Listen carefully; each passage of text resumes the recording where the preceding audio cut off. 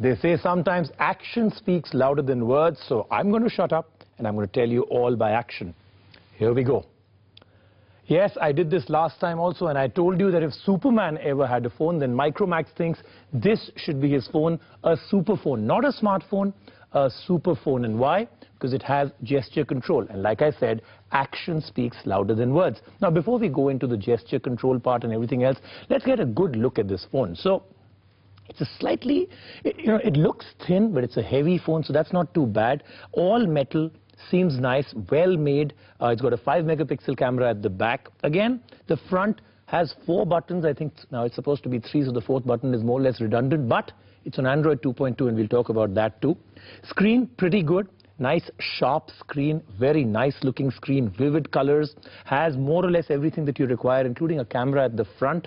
So, all in all, what you really need in a phone is there. It's nice looking, it's solid, and it has gesture control. Now, what is that? Before we go into that, I'll just take you through why Micromax, a company like this, would come out with a phone. Remember, Micromax is what? An economy, a budget king. Even if they take out a smartphone, they would go into the 5, 7, 9,000 variety. This one at 19,000. Worth it? First, I'm going to show you something about the big feature, gesture control. When you select gesture settings, you get a list of options, contacts, phone, email, music and gallery. Once selected, all these features can then be controlled by gestures. Starting from answering the calls to rejecting them, it is very impressive. The magic happens when you just wave your hand from left to right or right to left above the phone to perform these actions.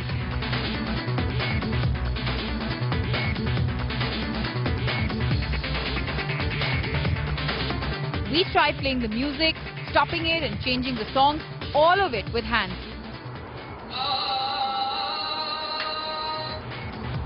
Not just this, you can glance through the gallery, cover the camera with your hand and it will open the selected pictures. You can zoom in and zoom out with gestures.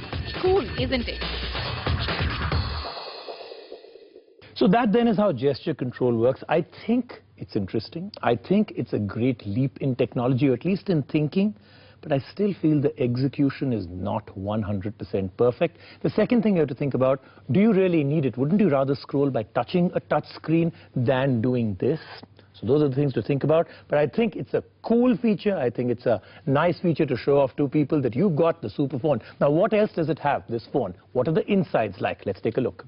The superphone doesn't disappoint you in terms of speed.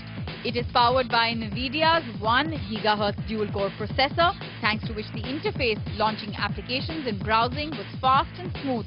YouTube videos too played without a glitch.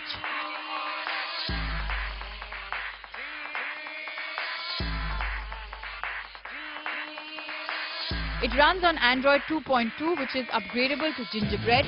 We, however, would have appreciated a straight Android 2.3 on the phone. The interface is well designed. The home screen's animation can be chosen from options.